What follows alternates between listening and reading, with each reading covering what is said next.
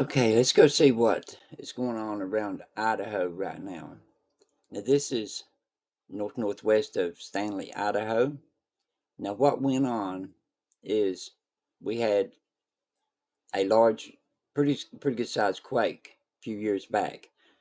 And what happens is after the first large quake, it'll start drifting apart or sinking or something that caused the first quake. And what's going on is it's building up, and we've had like maybe four shocks or something like that. I mean, right here, you can start out from the regular, like a 2.6, then 3.2, and then we go on up and 3.6 and another 3.6. That's four shocks. All right, then we go up 3.8, another four shock, 4.0, another foreshock. A foreshock is when you have a larger quake than the first big quake that you have, the largest quake you've have after you swarm or something, a few small quakes, and you have like a 2.6. Then if you have a 3, it's a foreshock. Then if you have a 4, it's another foreshock because it's larger.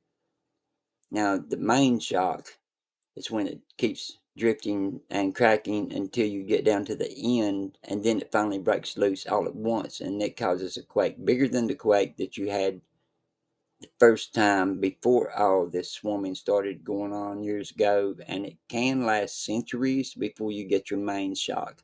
So no one knows when the main shock's going to occur. So be prepared around Stanley, Idaho for the main shock, just in case. And I'm actually going to have to get down here and study this because this pattern, the way it's going, it something don't look right here. And there may even be a crack down in here. I'm going to have to get on this and check it, see what's going on, and study it a little bit and get back to you on that. Most likely on my next update, but see what's in this area, what's caused this formation and these earthquakes going on. Is it volcanic? You know, new eruption? Hey, we could have a new eruption at any time.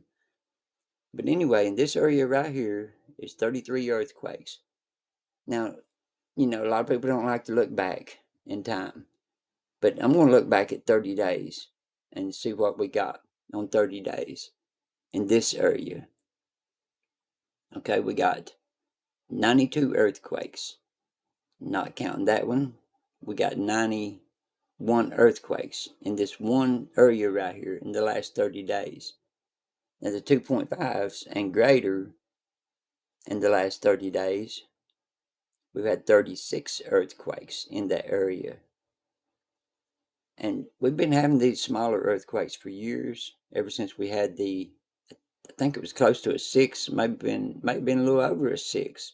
I don't forgot, I was the one that reported it, but it's been way back there.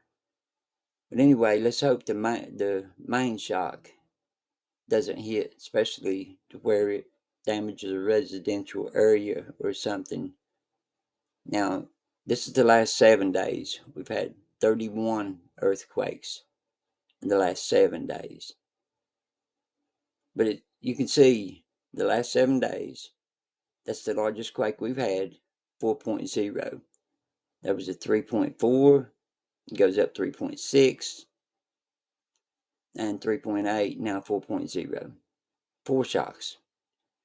Foreshocks usually lead up to a larger quake, and if it does, that would be our main shock. And if you're around that area and the main shock hit, you better be prepared because it could really do some damage. All right, I'll see you all in the next updates. Everybody stay safe, and we'll be watching. And we're looking for 6.0 or greater over here in this area, and maybe in the next few hours. I don't know. But like I said, I'll see you next time. Everybody stay safe.